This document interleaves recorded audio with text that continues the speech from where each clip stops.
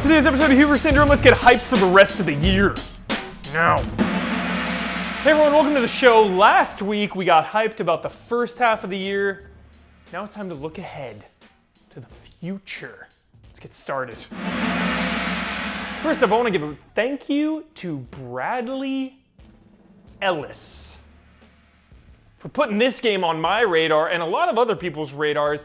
I Am Setsuna, coming out in mere weeks. Classic JRPG style.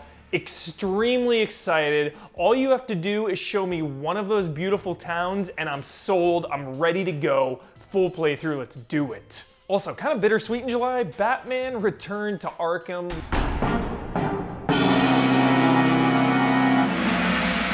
Next up, August, my birthday month actually. And how are we gonna celebrate my birthday, do you ask? Well, according to Wikipedia, it's Metroid's 30th birthday. Metroid came out August 6th, 1986. 30th birthday, you say? Metroid. Happy birthday, Metroid. You know what? You know how they're celebrating their birthday? You know what they're doing? Metroid Federation Force.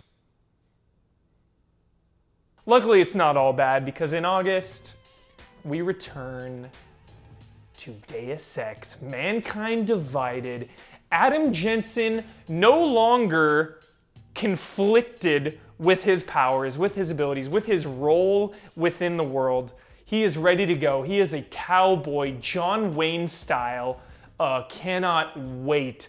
You know, coming off of Human Revolution, for them to reboot Deus Ex in such a meaningful way and to stand toe-to-toe with one of the greatest video games of all time, the hype is through the roof now for Mankind Divided. They've proven themselves, they've taken their time. Here we are years later. It's time to go back. It's time to get hyped. Speaking of going back, who's with me? Time to resub World of Warcraft Legion. Let's raid. So next is September. There's another birthday in September. Castlevania turns 30. How are we celebrating that? How are we celebrating it? Konami, what are we doing? Oh,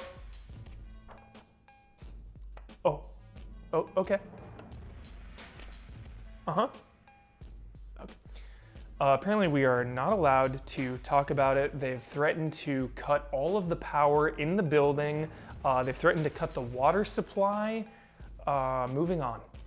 For all is not lost. For when one franchise goes down, two more come to take its place.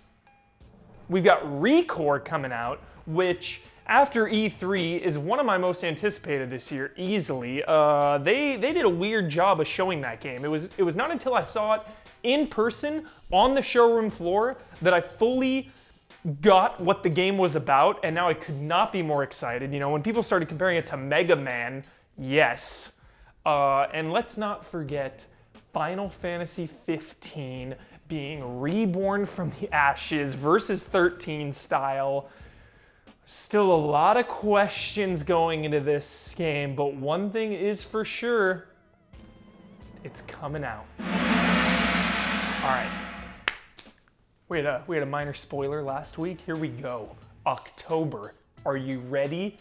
Get your wallets out, get your cash out, start writing e-checks, whatever. What is an e-check? Who the hell knows? October. Mafia 3. Gears of War 4. Dragon Quest Builders. Battlefield 1. Civilization 6. The Last Guardian. And Titanfall 2. What are you doing to us? What are you doing to us, okay? I need to eat, I need to sleep, I need to breathe, I need to get some sunshine because I'm vitamin D deficient. How am I supposed to play all these games? In all honesty though, that is just a beautiful month for video games. Just hear me out for a second while I babble and ramble on. You know, we got Mafia 3, single player, open world, story driven game. Scratching that itch. Then we got Gears of War 4, right? Co-op story game. Some multiplayer thrown in there too, some horde mode, you know, going through the story with a buddy. Dragon Quest Builders. Do you like to build things? Do you like Dragon Quest? Cool, let me go in there. Let me just build around. You know, I'm terrible at building. I have no creativity when it comes to that, but it's Dragon Quest, so I'm hopping in. Then we got Battlefield 1. First-person military shooter, multiplayer focused, absolute chaos and carnage with some friends, tanks coming in, planes going, zeppelins crashing down, bayonet charges, hatchets to the face. That's gonna be a hell of a time. Then let's pull it back. Civilization 6 style, you know, strategy. Hope you love strategy games because you're scratching that itch too. Scratching that real good. Then we got Titanfall 2. Okay, we got robotic automata, sentient robots. Again, faster paced multiplayer, first person shooter, great. Creme de la creme, last but certainly not least, we've got The Last Guardian, which still does not seem real. It's still, I can't even believe that it will be coming out, but it is. And when you add up the month of October, it's just video games. That's what it is. We've got shooters, we've got strategy, we've got 1960s Mafia, New Orleans, single player, we've got co-op with friends, we've got just beautiful worlds and stories coming out in that month. There's something for everybody. Next up is November. If your bank account isn't bleeding from October, this overflow will certainly be the nail in the coffin. You ready for this? Call of Duty Infinite Warfare. Who knew that we still cared about you, Call of Duty? You refused to die. Dishonored 2, Gran Turismo Sport, Watch Dogs 2, and Pokemon Sun and Moon. I wasn't gonna throw that one in, but I did it for you, Kyle. Did it for you. And Jones now. Jones is the one true Pokemon master, so move over, Bossman. November, hell of a month. Call of Duty Infinite Warfare has me pumped up. Coming off of Black Ops 3, dare I say that that was my favorite Call of Duty campaign. You know, part of it could have been the Bossman effect, played through co-op with him. Loved how out of control it was. My expectations were low coming off of Ghosts, but it was phenomenal. Dishonored 2, I'm so pumped for Dishonored 2 because anytime some fresh, beautiful, semi-underrated, I know Dishonored did well, but it's still semi-underrated game comes out, you hope that they come back. Well, most of the time you hope they come back. Last of Us, I'm still internal struggle. I'm sorry, I'm syndroming right now. One thing leads to another. That's how my brain works. Just ba-doo. Last of Us, do we want a sequel? Do we not want a sequel? Let me know. Just back on track. Dishonored. Loving what they're doing with the story. 2 playable characters. That Dunwall reveal at E3. You know, we thought it was just gonna be some beach Hawaiian paradise the whole time. And they're like, you know what? Psych. Multiple cities. Cannot wait. Gran Turismo Sport, you know, this is a big moment, Gran Turismo. This is like an all or nothing moment.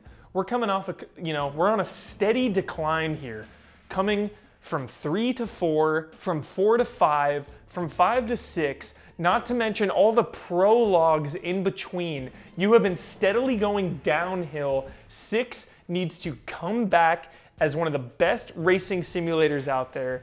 And really prove me something. I never thought I would be more excited for a Forza game than Gran Turismo. You tell like 16-year-old Michael Huber that, he would laugh you out of the room.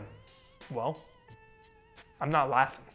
Then Watch Dogs 2, I'm one of the weirdos that absolutely loves Watch Dogs 1.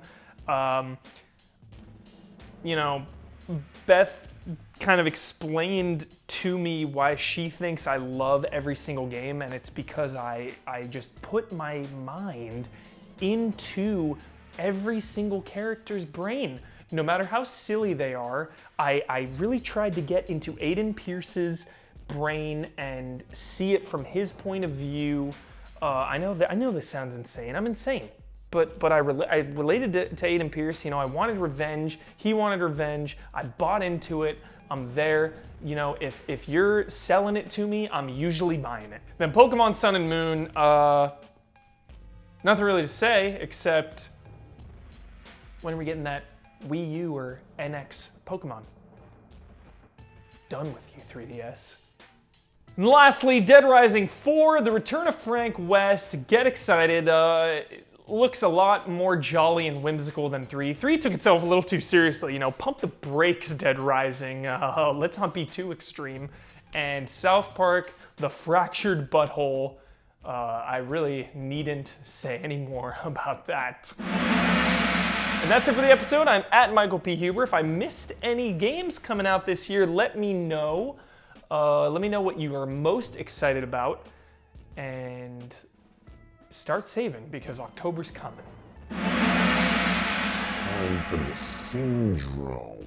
I'll look for any reason, any excuse to further talk about Batman, my obsession. Batman Return to Arkham's coming out.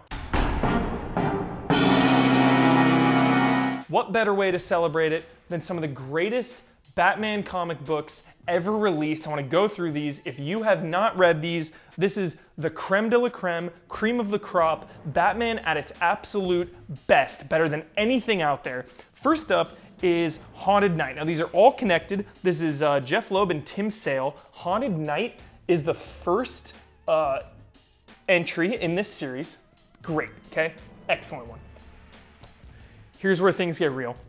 The Long Halloween. This paperback right here is my #1 all-time favorite comic book ever written by a mile, by 20 miles, by 20,000 miles.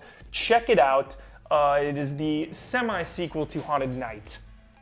Next up, direct sequel to that, Long Halloween, is Batman Dark Victory. Also, 10 out of 10, phenomenal. That concludes the trilogy, and if you're further craving the genius of Loeb and Sale, there is a Catwoman Jolly When in Rome spin-off that ties directly into those previous 3 Batman comics. Check them out.